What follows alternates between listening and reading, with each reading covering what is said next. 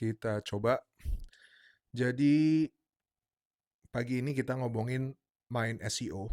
Kita ngomongin bagaimana menjalankan SEO di tahun 2025 yang saya pelajari dan saya praktekkan sendiri ternyata udah jauh beda banget dibandingkan zaman dulu. Saya dulu pernah ranking di 2 keyword, jadi perlengkapan bayi. Saya punya online shop jual perlengkapan bayi. Ranking di Google itu udah bisa dapat puluhan paket, kiriman puluhan paket setiap hari gitu, dan itu lumayan gitu, bahkan pernah suatu saat sampai ratusan paket gitu. Jadi di tahun 2025 ini saya ada project baru dan saya pengen menggunakan SEO untuk memarketingkan atau memasarkan project tersebut. Dan di video ini saya mau jelasin planning saya atau rencana saya untuk menguasai Google, menguasai ranking SEO menggunakan AI, karena pasti udah harus pakai AI. Oke, kita masuk ke videonya. Kenapa lo harus simak video ini? Yang pertama, di video ini saya akan jelasin cara ranking SEO di 2025. Saya lihat dari beberapa studi kasus, belajar dari master-master SEO di luar sana, cara mereka atau strategi mereka untuk ranking SEO di 2025. Karena yang dulu kalau cuman bikin konten, cari backlink, terus kemudian dioptimisasi, itu tidak semudah menggunakan cara-cara yang dulu. Ada kemudian teknik-teknik baru, bantuan AI, strategi baru, sehingga kemudian bisa membuat website kita itu banyak visitor yang tertarget gitu ya. Terus kemudian menggunakan AI untuk SEO 2025, dari bikin konten, strateginya, cari backlink dan lain sebagainya. AI apa yang akan kita gunakan untuk mempermudah campaign yang mau kita buat. Yang terakhir, studi kasus. Tadi project yang mau saya buat di tahun 2025 ini, dan project-project ini nanti saya mau buat videonya along the way-nya. Jadi video tutorial, video over the shoulder, bagaimana kemudian saya membangun website ini, um, dan nanti hasilnya teman-teman bisa lihat sendiri apakah bagus hasilnya, apakah gagal kesalahan-kesalahan yang saya buat, dan lain sebagainya. Dan ini kayaknya saya menggunakan teknologi-teknologi terbaru ya, dan mudah-mudahan ini bermanfaat buat teman-teman pelajari, yang pasti juga bakal bermanfaat banget buat saya, karena ini menggunakan teknik-teknik yang menurut saya jarang dilakukan orang lain, dan salah satu teknik yang terbaru juga untuk di tahun 2005 untuk SEO gitu ya. Lanjut, perkenalan dulu, nama saya Ade Alfanafi. Saya pengalaman digital marketing sudah lebih 15 tahun. Tujuan saya bikin YouTube ini untuk sharing tentang pengalaman saya, plus juga sebagai ajang latihan skill, karena digital marketing itu tahun ke tahun pasti berubah. Dari SEO, dari Facebook Ads, Google Ads, pasti akan ada sesuatu yang baru, dan itu akan menjadi sarana belajar saya dan sarana sharing saya. Mudah-mudahan dari video ini teman-teman bisa dapat manfaat, dan nanti kita bisa ngobrol tentang teknik-teknik digital marketing terbaru. Oke, cara ranking SEO 2025.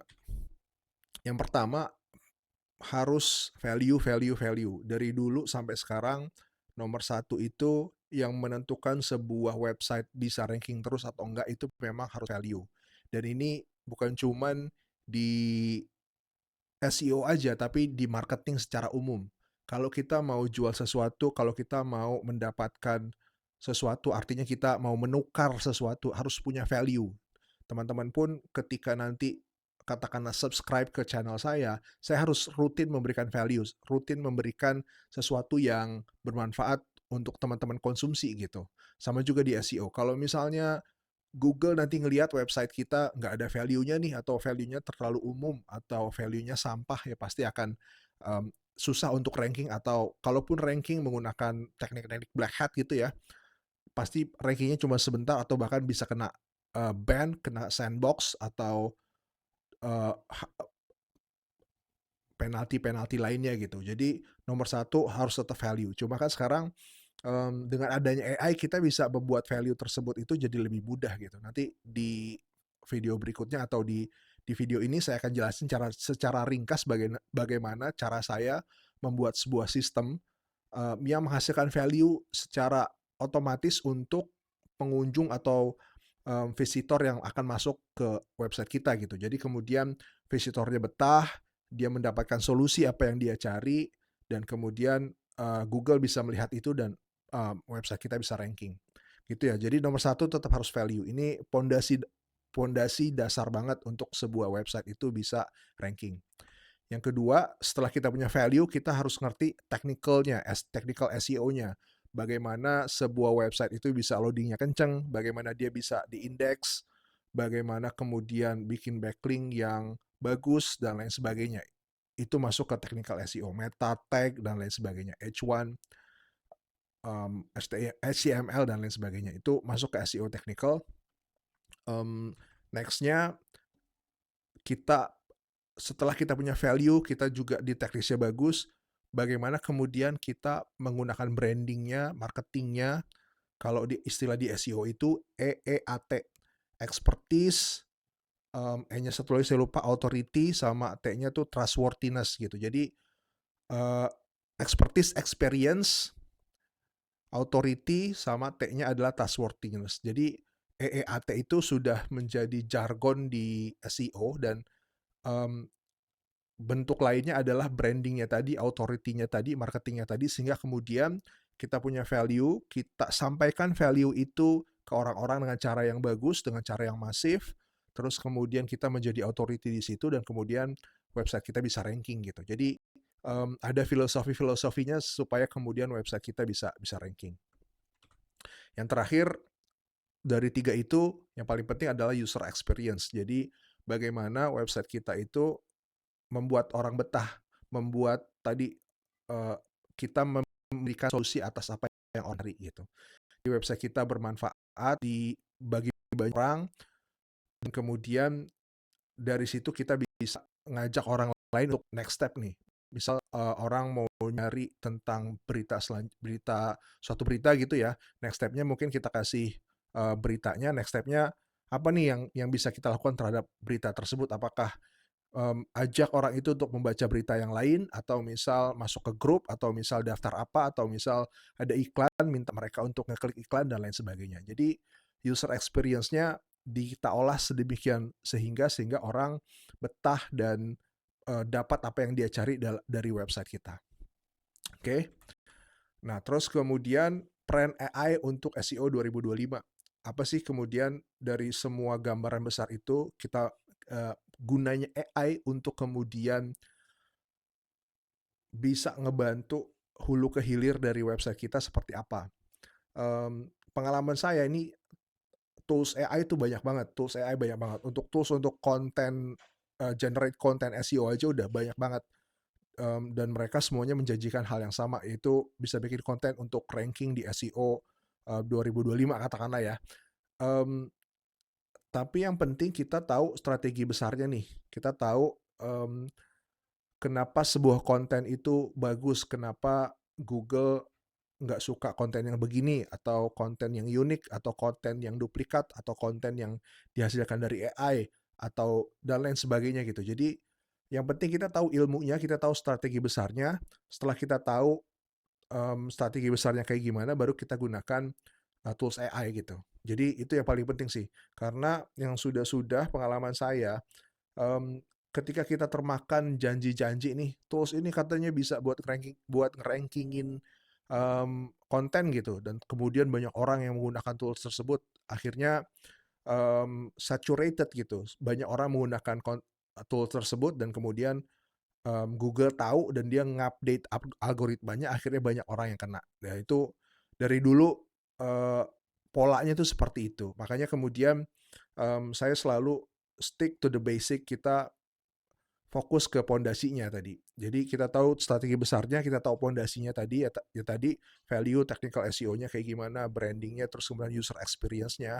Baru kita kemudian menggunakan AI untuk mempermudah pekerjaan-pekerjaan tadi. Misal menggunakan AI untuk menciptakan konten yang bermanfaat buat user gitu. Misal kita bikin kontennya menarik, terus kemudian editorialnya atau poin-poin pentingnya sudah ada di awal, kita kasih link-link yang bermanfaat, kita kasih gambar yang menambah penjelasan dari artikel tersebut dan lain sebagainya. Nah, hal-hal kayak gitu tuh bisa kita buat menggunakan AI gitu. Nah, tadi yang penting tahu strategi besarnya kayak gimana, baru kita kemudian gunakan AI untuk mempermudah tujuan akhir tersebut. Next, project studi kasus. Jadi yang mau saya kerjakan ada dua website yang mau saya buat. Ini sebetulnya garapan yang cukup besar juga, yang cukup berambisius juga. Karena saya udah lama nggak ngebuat website kayak gini. Dulu sudah pernah dan ngehasilin dan lumayan hasilnya. Dan sekarang saya mau buat lagi dan tujuannya dua sih. Satu, untuk pembelajaran saya sendiri, untuk kemudian nanti bisa ngasilin profit, untuk kemudian kalau ada kegagalan, kalau ada tantangan itu gimana kemudian bisa melampaui itu semua. Terus tujuan yang kedua juga untuk studi kasus atau untuk konten channel YouTube ini gitu. Jadi ke depan saya akan banyak bahas project-project ini. Nanti waktu luang saya kan saya ada agensi juga di luarnya saya mau kerja ini sembari mengerjakan project-project klien saya mengerjakan project internal saya sendiri gitu. Jadi nanti saya akan update terkait perkembangan progres ini dari A sampai Z-nya kayak gimana. Ntar teman-teman bisa lihat, teman-teman bisa belajar bareng. Harapannya nanti kita bisa diskusi, bisa kasih saran-saran sebaiknya nanti kayak gimana, gitu ya. Jadi project yang pertama saya pengen bikin website trending searches. Jadi zaman dulu itu ada website yang dia kalau ada trending search apa, terus dibikin konten otomatis yang bahas topik tersebut gitu. Misal sekarang ada topik tentang El Clasico kemarin ya, Barcelona lawan Real Madrid gitu. Nah, terus kemudian dari AI ini bisa bikin artikel yang sesuai sama topik tersebut. Misal data pertandingan historisnya Barcelona lawan Real Madrid kayak gimana, klip-klip pentingnya, um, prediksi nanti siapa yang bakal menang dan lain sebagainya. Itu bisa kita otomatisasi dan saya mau bikin website yang bisa generate artikel yang dari topik trending tersebut gitu. Jadi idenya seperti itu ya. Dan saya mau buat hal seperti itu karena dulu saya pernah buat kayak gitu dan ranking dan sehari itu bisa ngasilin 2 juta dari AdSense gitu. Itu udah lama banget lah mungkin sekitar 10 tahun yang lalu saya bikin kayak gitu. Mungkin sekarang akan banyak berbeda dan kemarin saya lihat ada YouTuber lain punya ide yang serupa dan dia mau bikin kayak gitu. Um, Cuman kayaknya dia nggak ngelanjutin atau gimana. Nah, saya mau buat versi saya sendiri. Mudah-mudahan nanti bisa tercapai ya.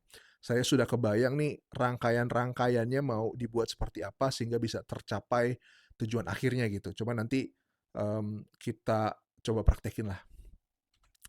Yang ide saya yang kedua adalah web portal komoditas Nusantara. Jadi saya ada project yang ngejualin komoditas-komoditas Nusantara. Misal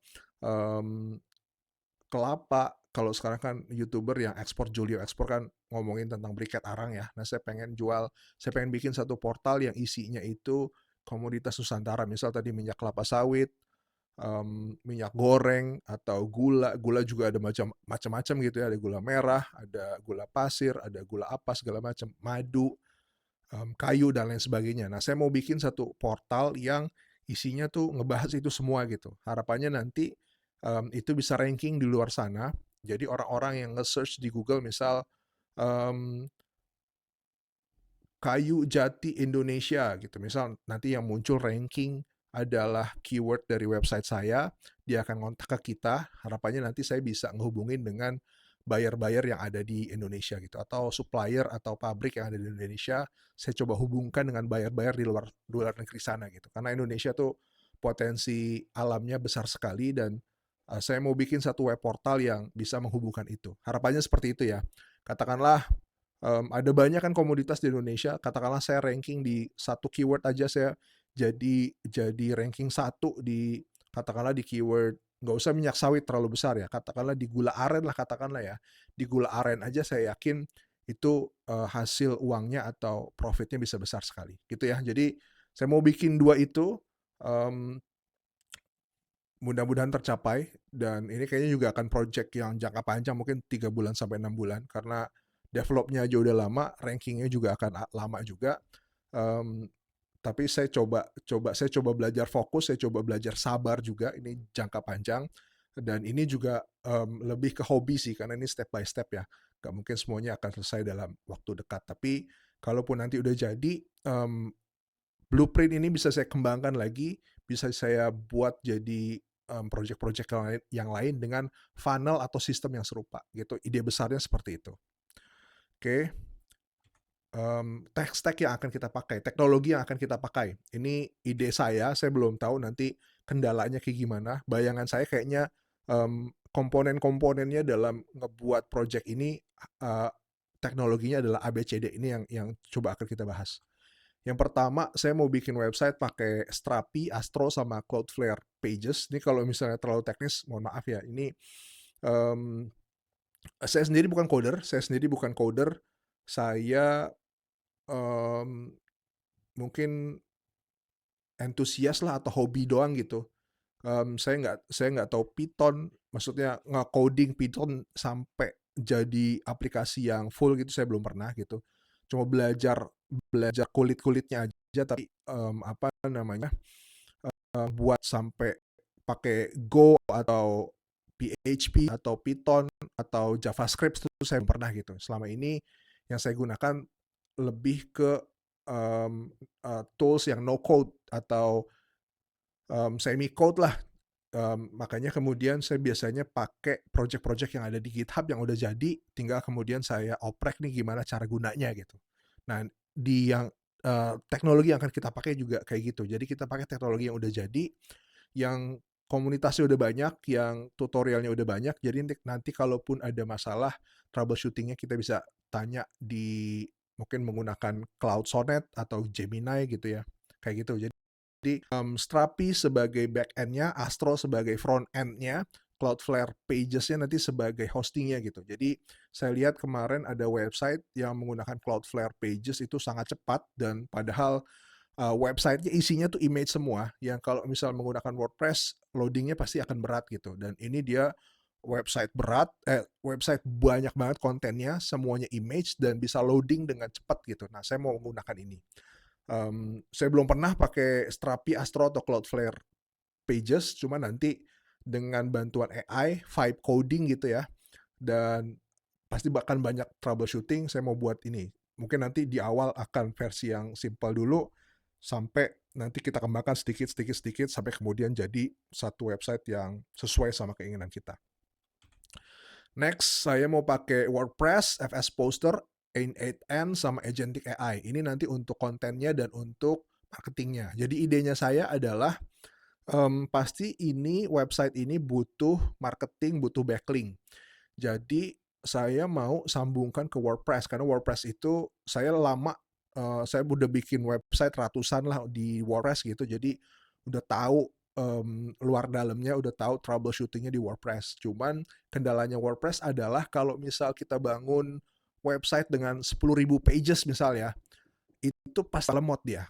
Tidak bisa dipungkiri gitu. Walaupun kita pakai hosting yang bagus, walaupun kita pakai caching, pakai Redis dan lain sebagainya, itu tidak pasti bakal lemot. Dengan pages yang banyak, dengan visitor yang banyak, pakai VPS yang powerful pun biasanya akan tetap lemot gitu. Jadi makanya kemudian saya coba pakai Astro sama Strapi. Saya lihat di online, di forum-forum tuh kayaknya dia powerful dan kuat untuk bahkan 100.000 pages pun dengan million visitor tuh masih kuat dia. Nah, saya mau coba itu. Plus juga tren yang terbaru kayaknya untuk web dev juga mengarah ke sana gitu, pakai Next.js, pakai Astro, pakai Headless CMS gitu. Mungkin ini kalau misal banyak istilah-istilah yang teknis ya, step by step lah, nanti di video yang selanjutnya saya akan jelaskan satu persatu ya. Itu yang kedua, FS Poster itu tadi. FS Poster adalah plugin dari WordPress untuk menyebarkan kita. Jadi misal kita sudah posting di WordPress utamanya, Nanti konten kita akan disebarkan ke Twitter, ke LinkedIn, ke Facebook, ke Instagram, ke Blogspot, dan lain sebagainya. Itu berguna untuk marketing, untuk branding, juga untuk backlink juga gitu. Jadi karena SEO itu butuh backlink, FS Poster ini akan bertugas menyebarkan konten-konten kita. Jadi konten kita akan dapat backlink otomatis gitu dan akan cepat terindeks biasanya. Apalagi kalau misalnya kita main di trending searches atau kata kunci trending gitu ya, biasanya itu akan cepat diindeks gitu karena spider dari Google, spider dari sosmed-sosmed itu akan berusaha mencari kata kunci tersebut gitu. Gitu. Jadi FS Poster seperti itu. Terus kita akan pakai N8N itu untuk agentic AI juga. Jadi nanti ide saya akan buat satu N8N. Sebelumnya saya jelasin dulu N8N itu adalah sebuah tools yang dia bisa gabungin banyak tools gitu. Jadi bisa N8N uh, ada node, sebutannya node ya, ada atau mudahnya mungkin apa ya, tools lah ya. Di dalam N8N itu ada banyak tools-tools juga, yang tools itu untuk nyambung-nyambung ini, misal untuk nyambung ke WordPress, untuk nyambung ke Twitter, untuk nyambung ke ChatGPT, untuk nyambung ke Gemini, untuk nyambung ke Strapi dan lain sebagainya. Jadi N8N ini adalah kumpulan tools dia sebetulnya untuk otomatisasi. Jadi kita bisa bikin workflow, kita bisa bikin alur kerja nih. Misal kita bikin sistem untuk riset kata kunci yang trending tadi. Misal topiknya adalah Persija lawan Persib misal ya, Persija lawan Persib. Nah nanti kita bisa bikin sistem, oke, N8N akan datang ke Google nyari artikel-artikel terkait Persija lawan Persib, terus kemudian dikumpulin datanya sama dia, dibikin format yang bisa mudah dibaca oleh agent atau sistem selanjutnya. Jadi ntar kita sistemnya menggunakan beberapa agentic AI. Jadi ada sistem untuk riset, sistem untuk bikin konten, sistem untuk posting konten, sistem untuk bikin backlink dan sebagainya. Jadi kita akan pecah-pecah semua agent ini menjadi beberapa agent yang tujuan akhirnya adalah ngebuat sebuah website yang value-nya bagus, technicalnya juga bagus, terus authority juga, terus user experience-nya juga bagus gitu. Jadi ide besarnya seperti itu, agentic AI. Next, untuk codingnya nanti saya pakai VS Code sama RuCode. Saya juga tadi sempat bilang saya bukan coder, saya hanya teknologi enthusiast gitu kan. Ada sedikit pengalaman dan saya mau ngasah skill saya lagi dengan mengerjakan project ini gitu. Jadi saya pakai VS Code sama RuCode. RuCode itu kayak semacam plugin extension di dalam VS Code yang kemudian bisa memecah, bisa vibe coding lah kalau sekarang istilahnya vibe coding. Coding dengan bantuan AI, intinya seperti itu. Dengan RuCode itu salah satu extension untuk coding menggunakan AI. Karena tadi saya belum pernah menggunakan Astro, belum pernah menggunakan Strapi, pasti banyak pembelajarannya. Nah, saya bisa ngetik permasalahan saya di RuCode itu, nanti akan dijawab oleh RuCode gitu. Nah, RuCode itu nanti connect dengan Gemini, connect dengan Cloud Sonnet, connect dengan OpenAI atau ChatGPT gitu. Kayak gitu. Kalau misal teman-teman mau belajar tentang vibe coding atau coding dibantu dengan AI, banyak video di YouTube yang bisa teman-teman pelajari. Nextnya yang terakhir, saya pakai Open Router. Open Router ini untuk connect ke berbagai model AI sih. Jadi daripada kita langganan satu OpenAI aja atau Gemini aja atau DeepSeek atau Cloud Sonnet gitu ya, itu kan jadi 4 tuh, jadi 4 langganan. Mending kita langganan di satu portal aja di Open Router. Open Router juga sebetulnya kemarin ada satu saingannya lagi dan katanya lagi ada diskon gitu, harganya lebih murah dan konektivitasnya juga lebih sama. Cuman saya belum coba sih. Nanti kita coba, kita riset lebih lanjut. Kalau memang itu lebih bagus, maka Open Router itu akan diganti sama saingannya. Saya lupa saingannya namanya apa. Gitu. Jadi kurang lebih itu gambaran besarnya yang mau saya buat. Ini mudah-mudahan saya ada waktu untuk ngejalaninnya. Karena saya pikir tadi ini banyak manfaatnya gitu buat diri saya sendiri, buat YouTube, juga buat teman-teman yang ngikutin di channel ini gitu. Jadi mudah-mudahan, hasilnya bagus dan dimudahkan untuk mengerjakan ini semua.